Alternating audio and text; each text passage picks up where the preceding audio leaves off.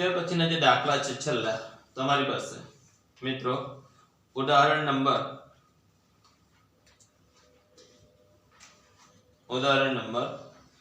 19 પછીનો દાખલા જે છે ધ્યાન આપજો ઉદાહરણ નંબર 19 20 21 ને 22 એ પ્રામાણ્ય વિતરણના ગુણધર્મોની થિયરી ખાસ પરીક્ષા માટે કરવાની પ્લસ દાખલા માટેના જે ગુણધર્મો યાદ રાખવાના છે પ્રાચલો શોધો તો કે શું હોવાનો મ્યુ અને સિગ્મા સમિત પ્રામાણ્ય વિતરણ માટે m ની વેલ્યુ શું લખાશે q3 q1 / 2 ચતુર્થક શોધવા કે તો કયું ચતુર્થક તે જોઈ લેવાનું q1 μ minus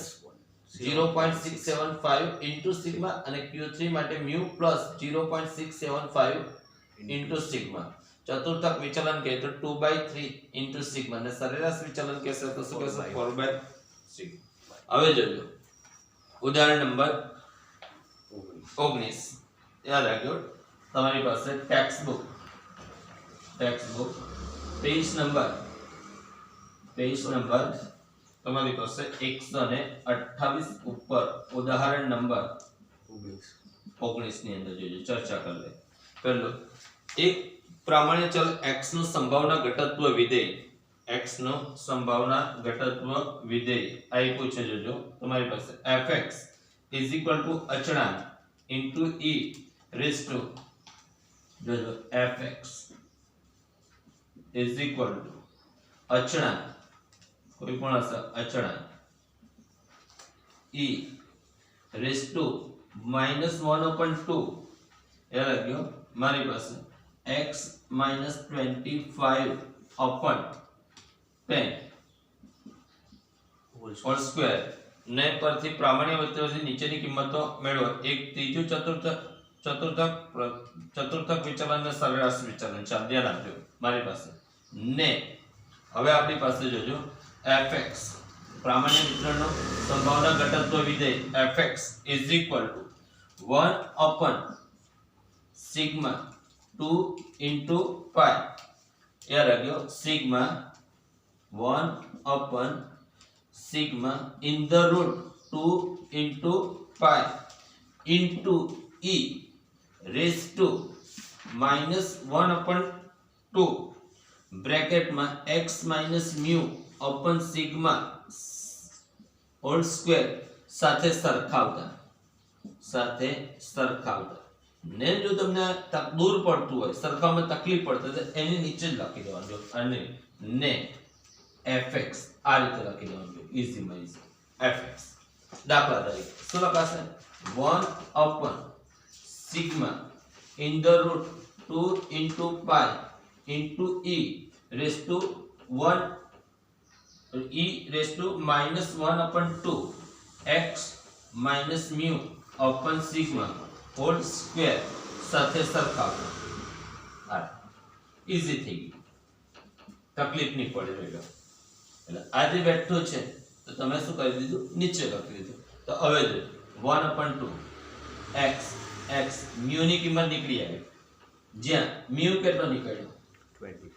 25 અને સિગ્મા 10 હવે આપણને કઈ કિંમત શોધવા કીધી છે જો ત્રીજો ચતુર્થક એવું કીધું છે તો ત્રીજો ચતુર્થક કીધું છે એટલે આપણી પાસે શું લખાશે q3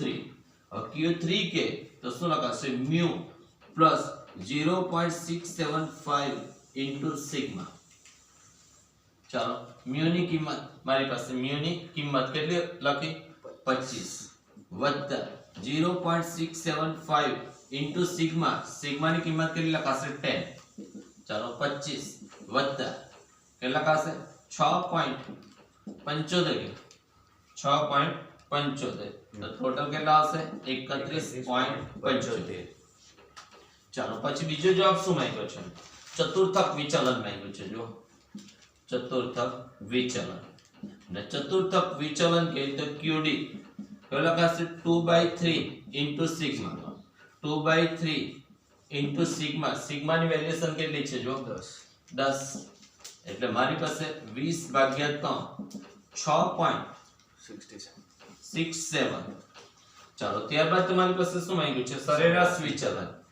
શું માંગ્યું છે સરેરાશ વિચલન એટલે સરેરાશ વિચલન માટેનું સૂત્ર શું લખાશે 4/5 ઇન્ટુ સિગ્મા 4/5 સિગ્માની વેલ્યુ કેટલી છે 10 4 દુ 8 હજુ પણ યાર પ્રથમ ચતુર્થક બાય ચાન્સ માંગતે એવું કઈ પરીક્ષા બદલી કાઢે ચાલો ભાઈ પ્રથમ ચતુર્થક તો પછી શું લખાશે mu minus 0.675 into sigma mu ની કિંમત 25 0.675 into 10 25 minus 6.75 25 માંથી 6 ગયા 18.25 કેટલા આવી જશે 18.25 જો પ્રથમ ચતુર્થક નથી માંગ્યો છતાં બી શોધી શકાય પોઝ કરી એક પ્રામાણ્ય વિતરણના અંતિમ ચતુર્થકો એટલે કયો q1 20 અને q3 કેટલો લખાશે 50 એટલું યાદ રાખજો q1 કરતા q2 મોટો અને q2 કરતા q3 મોટો યાદ રાખજો સ્થાનિય સરેરાશના માપો જ્યારે બી દાખલો ગણીએ ત્યારે યાદ રાખો અવલોકનોને ચડતા ક્રમમાં ગોઠવવાના કયા ક્રમમાં ચડતા 95% પ્રાપ્તાંકોને સમાવતી સીમાઓ એટલે તમારી પાસે પ્રામાણ્ય વિતરણના ગુણધર્મમાં જે ક્ષેત્રફળ છે તેમાં તમારી પાસે મ્યુ પ્લસ ઓર માઈનસ અથવા તો માઈનસ ઓર પ્લસ 1.96 ઇન્ટુ સિગ્મા હવે તમારી પાસે વિચારીએ તો જો સમમિત પ્રામાણ્ય વિતરણ માટે યાદ રાખજો સમમિત પ્રામાણ્ય વિતરણ માટે શું લખાશે મધ્ય ઇઝ ઇક્વલ ટુ બહુલક ને એને સાઈન માં લખવું હોય તો શું લખાશે mu is equal to m is equal to mode થાય માટે આપણી પાસે મધ્યસ્થ m ઇઝ ઇક્વલ ટુ શું લખાશે q3 plus q1 divide by 2 q3 ની કિંમત કેટલી છે 50 વત્તા q1 કેટલો છે 20 ભાગ્યા 2 ઇઝ ઇક્વલ ટુ કેટલો લખાશે 35 કેટલો લખાશે 35 હવે યાદ રાખજો કોઈ પણ એક q1 અથવા q2 કે q1 અથવા q3 મૂકી દઈએ બરાબર q1 અથવા તો q3 મૂકી દઈએ તો દાખલા તરીકે આપણને શું આપ્યું છે ચતુર્થક વિચલન બરાબર છે ચતુર્થક વિચલન આપણે દાખલામાં આપ્યું ઓધું હોય તો શોધી શકાય કેવી રીતે શોધી શકાશે ચતુર્થક વિચલન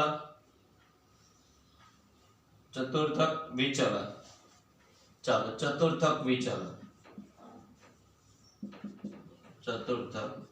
વિચલન નું સૂત્ર મારી પાસે શું લખાશે યાદ રાખજો 2/3 into સિગ્મા હવે ચતુર્થક વિચલન નું સૂત્ર બનશે આપણી પાસે કયું બનશે q3 minus q1 યાદ રાખજો q3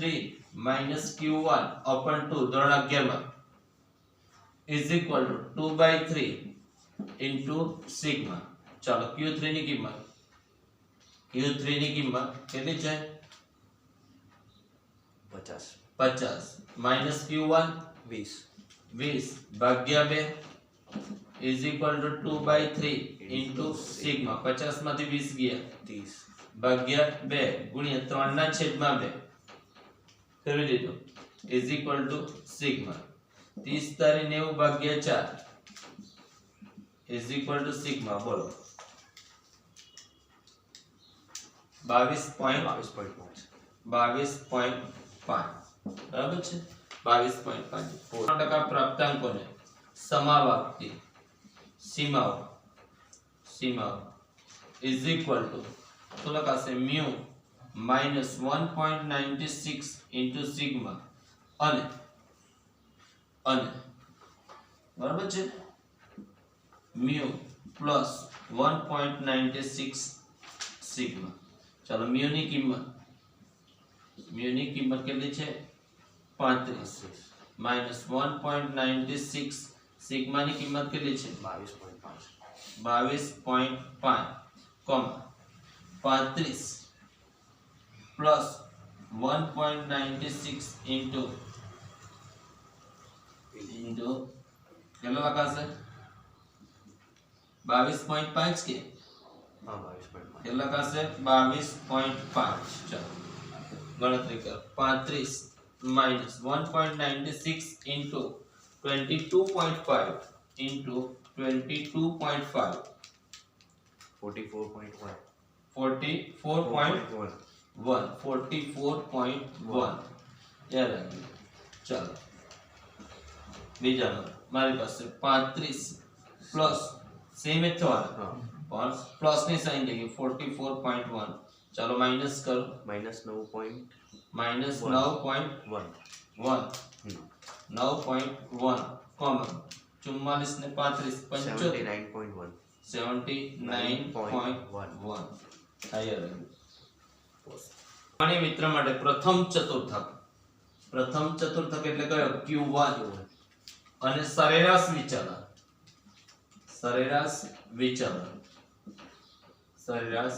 વિચલન અનુક્રમે કેટલા આપ્યા છે 20 અને 24 છે તો બહુલકની કિંમતનો અંદાજ મેળવો બહુલક માટે શું લખાશે મોડ બહુલક શું થશે મોડ ચાલો મારી પાસે વિચારીએ તો સરેરાશ વિચલન નું સૂત્ર મૂકી દો ચાલો સરેરાશ વિચલન is equal to શું લખાશે 4/5 into sigma 4/5 into sigma સરેરાશ વિચલનના પ્લેસ કેટલા લખાશે 24 4/5 into sigma 24 ગુણ્યા 5 ભાગ્યા 4 is equal to sigma 4 6 માટે સિગ્મા ની વેલ્યુએશન કેટલી થશે 30 હવે મારી પાસે સિગ્મા ની વેલ્યુએશન મળી ગયું તો હું Q1 ને Q3 શોધી શકું યાદ રાખ્યો Q1 ને Q3 શોધી શકું યાદ રાખ્યો તો મારી પાસે Q1 યાદ રાખ્યો Q1 મારી પાસે વિચારીએ કેટલો છે 20 છે તો Q1 નું સૂત્ર mu minus 0.675 into sigma પણ આપણી પાસે શું કર્યું તો આપણે કે ચતુર્થક વિચલન શોધીએ બરાબર ને ચતુર્થક વિચલન તો આપણી પાસે કયું સૂત્ર મૂકતા છે અગાઉના દાખલામાં જોયું હતું ચતુર્થક વિચલન યાદ રાખજો ચતુર્થક વિચલન is equal to 2/3 into sigma ચતુર્થક વિચલન માટે Q3 plus Q1 by 2 યાદ રાખજો Q3 plus Q minus is equal to 2/3 into sigma ચાલો હવે મારી પાસે Q1 છે Q1 કેટલો છે 20 Q3 minus 20 છેદમાં 2 is equal to 2/3 into sigma ના પ્લેસ પર કેટલા લખાશે 30 ચાલો હવે મારી પાસે વિચાર છે Q3 minus 20 is equal to 2 3 એટલે 10 બરાબર છે 2 ગુણ્યા 10 એટલે કેટલા લખાશે 20 ગુણ્યા 2 આ છેદમાં છેદે એટલે Q3 is equal to 20 40 વત્તા 20 Q3 ની કિંમત કેટલી છે તો 60 હવે જોજો લાસ્ટ યર પેપર સોલ્યુશનમાં કદાચ કોઈ ગુણધર્મનો ઉપયોગ કર્યો હતો તો ગુણધર્મ તો આપણને શું જોઈએ મ્યુ જોઈએ ને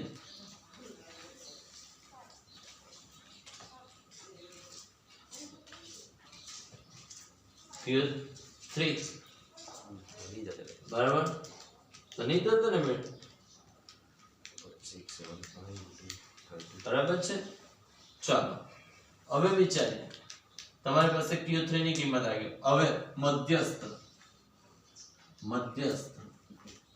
m is equal to કયું લખાશે Q3 plus Q1 divide by 2 Q3 ની કિંમત શોધી કાઢી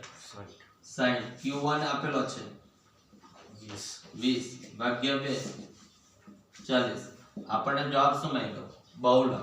તો આપણી પાસે શું લખાશે મધ્યક is equal to મધ્યસ્થ is equal to બહુલક આપણે હોઈતું ગયો મધ્યસ્થ એટલે એની કિંમત કેટલી લખાશે 40 કેટલી લખાશે 40 યાદ રાખજો ચાલો ઉદાહરણ નંબર ટોલ નાકા પર ઉદાહરણ નંબર 22 માં નેશનલ હાઈવેના ટોલ નાકા પર વ્યસ્ત સમય દરમિયાન દર કલાકે આવતા વાહનોની સંખ્યા નું વિતરણ પ્રમાણિત છે આ વિતરણનું મધ્યક મ્યુ અને પ્રમાણિત વિચલન બે અલગ અલગ વ્યસ્તવાળા ટોલ નાકા પર આવતા વાહનોની સંખ્યા 88 અને 44 88 અને 64 છે તેને અનુરૂપ z પ્રાપ્તાંકની કિંમત જોઈ કે એટલે x ની કિંમત 88 હોય, યાદ રાખજો x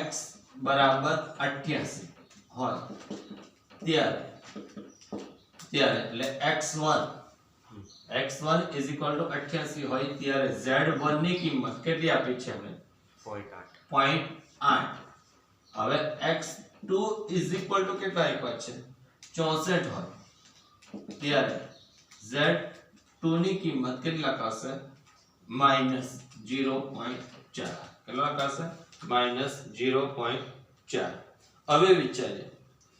તો ટોલ નાકા પર આવતા વાહનોની સરેરાશ સંખ્યાનો મધ્યક એટલે શું લાઈન લખાશે મધ્યક મ્યુ અને પ્રમાણિત વિચલન એટલે હું અધવા કીધું છે સિગ્મા શોધવા કીધું છે. ચાલો હવે મારી પાસે x1 હોય ત્યારે આપણે z1 નું સૂત્ર મૂકી દઈએ, બરાબર ને z1 એટલે આપણી પાસે યાદ રાખજો કોઈ બી x1 is equal to 88 હોય ત્યારે z1 is equal to 0.8 માટે z1 is equal to x1 minus mu upon sigma. z1 ની કિંમત કેટલી કીધી 0.8, x1 કેટલો છે 88 minus mu નથી sigma ક્રોસ ગુણાકાર 0.8 into sigma 88 minus mu બરાબર છે.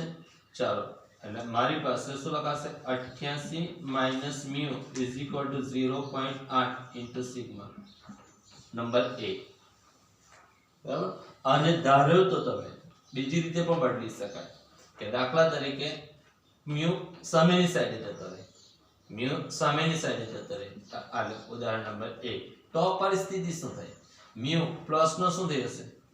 માઈનસ નો શું થઈ જશે plus mu plus 0.8 sigma is equal to 88. તો કહ્યું ને માઈનસ નો પ્લસ કર્યો ક્રમ બદલી કર્યો. એ જ રીતે x2 is equal to 64 હોય ત્યારે z2 કેટલો આપ્યો છે -0.4. ચાલો તો z2 is equal to x2 minus mu upon sigma. x2 ની કિંમત z2 ની કિંમત -0.4, x2 કેટલો મૂકીશ 64 mu sigma. ચાલો હવે મારી પાસે -0.4 into sigma 64 minus mu is equal to બરાબર છે સમીકરણ નંબર 2. આપણે શું કરતા છે અથવા mu સામે લઈ લેતા છે ને એટલે શું થઈ ગયું પ્લસ માઈનસ નો શું થઈ ગયું plus -0.4 into sigma is equal to 64. સમીકરણ નંબર 2. હવે સમીકરણ નંબર 1 અને 2 ને સરખાવતા એટલે લોપ કરીએ તો પરિસ્થિતિ શું થશે mu plus 0.8 into sigma અને 88. ચાલો mu -0.4 into sigma is equal to કેટલા લખાશું 64 કે સાઈન બદલીએ માઈનસ પ્લસ માઈનસ કે ચાલો તો શું થશે mu કેન્સલ થઈ જશે 0.8 વત્તા 0.4 0.8 એટલે 1.2 into sigma 1.2 is equal to 88 માંથી 64 ગયા 24 માટે sigma is equal to 24 ભાગ્યા 1.2 is equal to